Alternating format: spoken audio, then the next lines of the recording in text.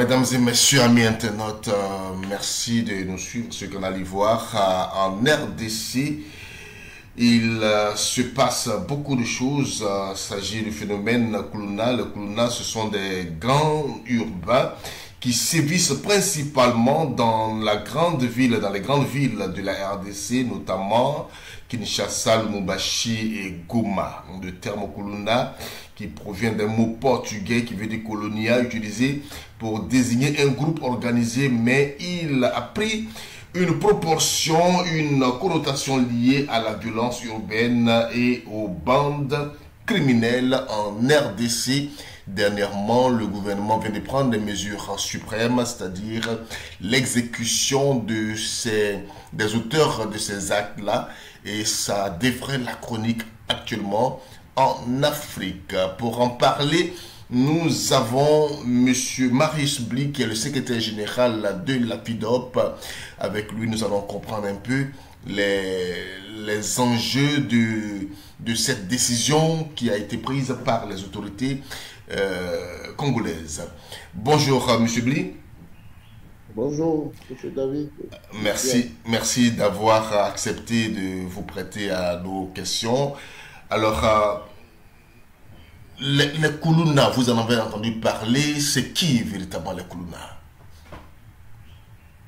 Bon, pour revenir à la situation, il faut savoir que les Kuluna, ce sont des jeunes, des jeunes gens bandits en termes d'incivisme, de voyousie en RDC, et le terme Kuluna en portugais, mais c'est aussi traduit en lingala, qui vient de colonisation.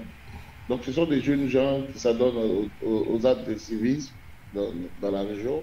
Si on veut faire le parallèle avec la Côte d'Ivoire, c'est ceux qu'on avait appelé, que redonner en Côte d'Ivoire les microbes, qui n'ont pas conflit avec la loi. C'est ça. Et donc, ce sont des jeunes qui ont commis des actes graves. Ils ont tué certaines personnes, ils ont volé, ils ont violé. Et c'est récurrent. Ils sont même en violence avec la police. Souvent, quand la police vient pour les arrêter, il y a des violences. On a vu des scènes, des images atroces de combat avec la police, parce que la police étant limitée dans ses actions, eux, ils sont outillés en tant que délinquants, en tant que voyous, en tant qu'incivils, en tant que conflit avec la loi. Ils utilisent tous les moyens pour repousser la police. Donc, ce sont des jeunes voyous qui sont en RDC, mais il faut comprendre la situation du Congo. Le Congo est actuellement face à plusieurs situations de sécurité, et cela s'ajoute à sa situation économique, qui fait qu'aujourd'hui, les jeunes s'adonnent à ces attitudes. Les jeunes, vous savez que ce sont des conséquences. Vous voyez qu'en Côte d'Ivoire, quand on a eu les enfants en conflit avec la loi, les enfants en conflit avec la loi arrivent juste après la crise post-électorale. Après ce moment-là, il y a une légitimisation de la violence, il y a une façon de grandir avec la violence. Donc ces jeunes Congolais ont grandi dans des conditions de guerre, de violence, avec la situation que connaît le Congo dans le nord et dans ses frontières avec le Rwanda, etc. Ils ont grandi dans cette atmosphère, et ça s'ajoute à une situation économique un peu difficile. Voici le contexte en un mot. Et voici comment on peut qualifier leurs attitudes. Une situation économique un peu délicate, mais en quoi cette pratique pourrait être profitable pour ces jeunes-là? En rien. Mais vous savez que la jeunesse, c'est la rébellion. La jeunesse, c'est la désobéissance. La jeunesse, vous citez le président ivoirien qui disait, ils sont souvent un peu difficiles et ténébreux. C'est ça les jeunes. Les jeunes pensent toujours que ce qu'ils font est juste, alors qu'ils sont en phase d'apprentissage. Voici ceux qui ont choisi la mauvaise voie. En RDC, il n'y a pas que ces jeunes. C'est parce que ceux qui ont choisi la mauvaise voie qu'ils ont aujourd'hui la lumière sur eux. Il y a plusieurs jeunes en RDC qui ont choisi de marcher correctement selon les normes, selon les principes, selon les valeurs africaines, selon les réglementations de leur État. Mais ceux-là, ils ont choisi d'être délinquants, d'être voyous, d'être bandits dans la zone urbaine. Voilà. Ça ne profite rien. Alors, pour eux, ils ne gagnent rien à faire ça, à part satisfaire les besoins. Mais ça fait partie des conséquences. Quand j'énumérais les conséquences tout à l'heure, quand je parle de la situation économique, quand je parle de la guerre, je veux parler de tout ce qui peut passer par ces deux éléments, notamment la drogue. Ils sont sous influence, ils sont sous intrants. Et quand ils consomment ces produits qu'on peut appeler prohibés ou bien de drogue, quand ils prennent tous ces intrants, ils ne savent pas ce qu'ils font, ils se comportent comme ils veulent. Voilà. Ils ne savent pas qu'ils se détruisent eux-mêmes.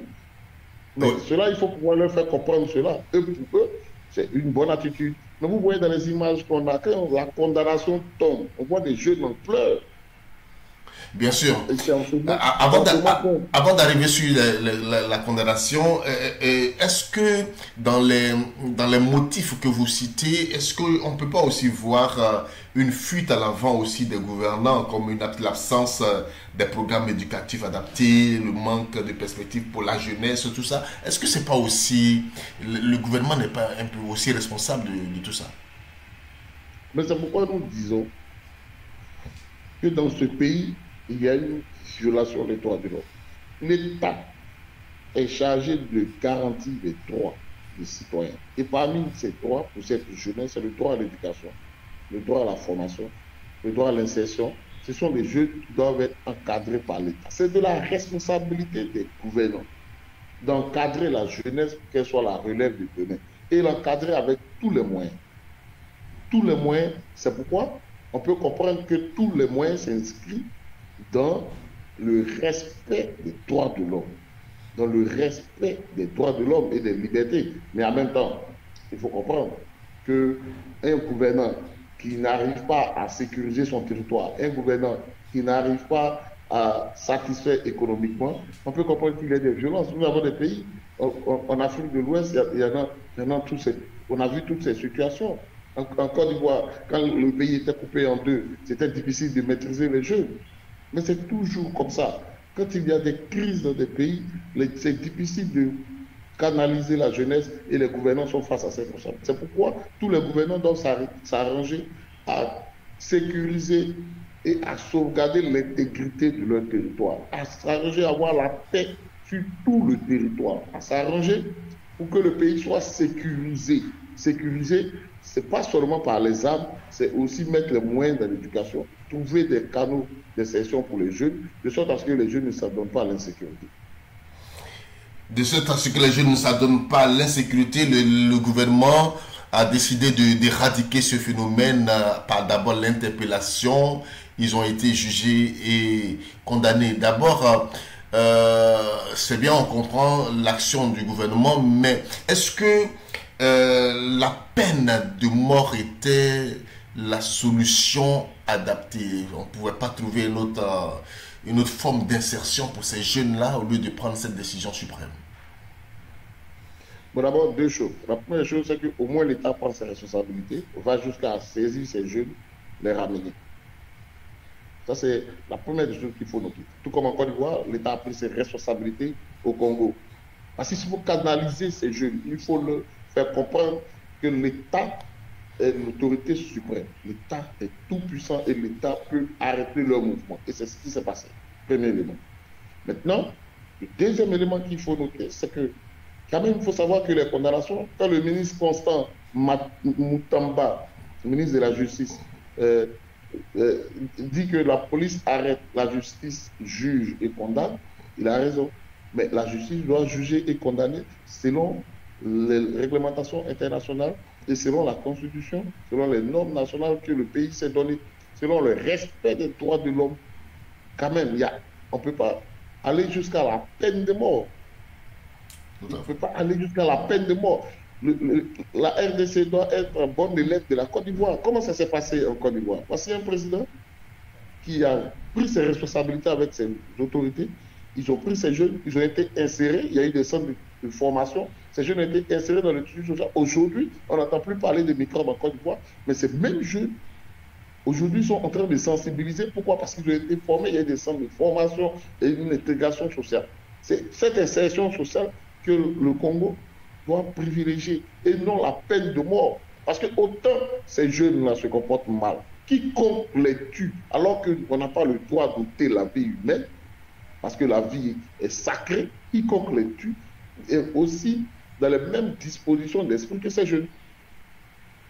Vous qui êtes activiste des droits de l'homme, je vais comprendre quelque chose. Lorsque la peine de mort est inscrite dans la Constitution, qu'est-ce que ça veut dire? Est-ce que ça autorise, bien sûr, et que c'est appliqué? Est-ce que c'est de droit ou bien c'est une... ce n'est pas juste? Je voulais comprendre en fait. Non, mais ce que vous devez comprendre, c'est que les États sont libres de se choisir leur constitution. Donc, quand ils ont choisi une constitution et qu'ils inscrivent la peine de mort dans leur constitution, c'est déjà leur choix.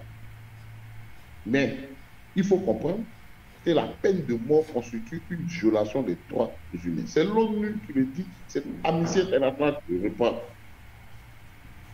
C'est une violation des droits humains, en particulier le droit à la vie.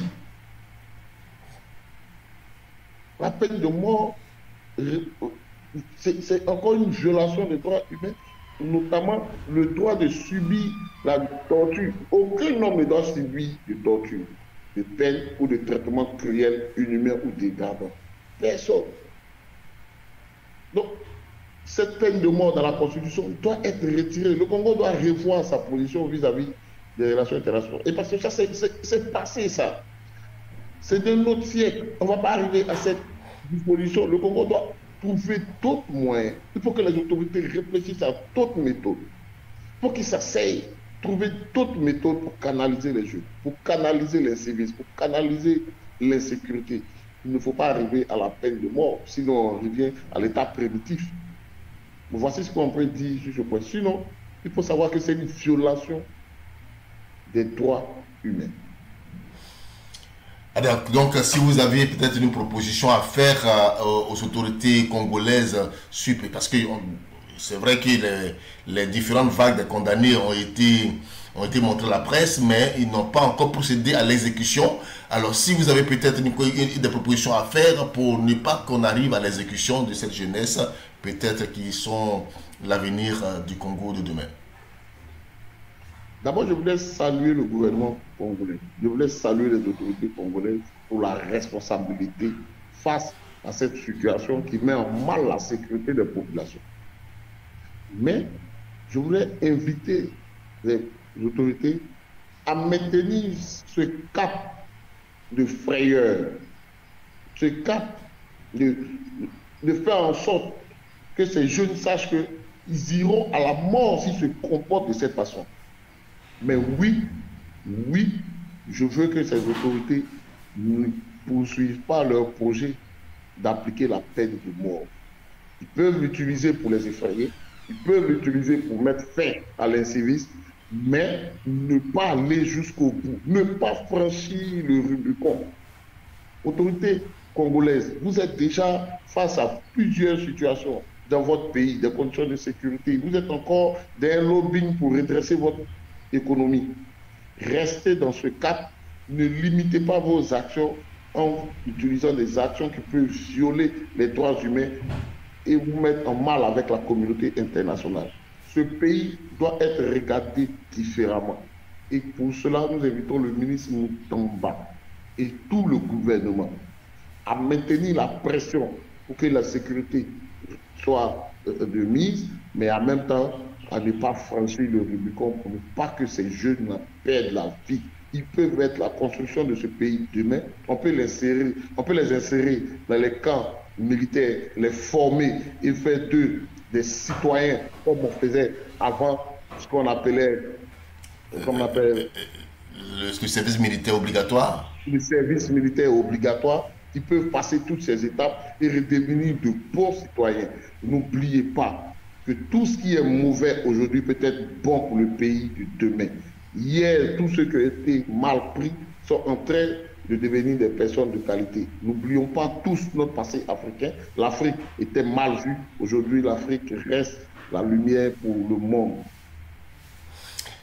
Merci beaucoup, secrétaire général Marius Bly. Vous êtes le secrétaire général de la FIDOP Voilà, nous avons été très très heureux de vous avoir reçu sur notre au téléphone, bien sûr, sur Canal Ivoire, pour parler du phénomène Koulouna, de ces jeunes bandits qui ont été condamnés à la peine maximale, à la peine de mort au Congo, en RDC. Et donc, on espère que votre appel a été entendu par les autorités qui ne procéderont pas à l'exécution de cette jeunesse. Merci beaucoup de nous avoir prêté quelques minutes de votre temps. C'est moi qui vous remercie. Okay.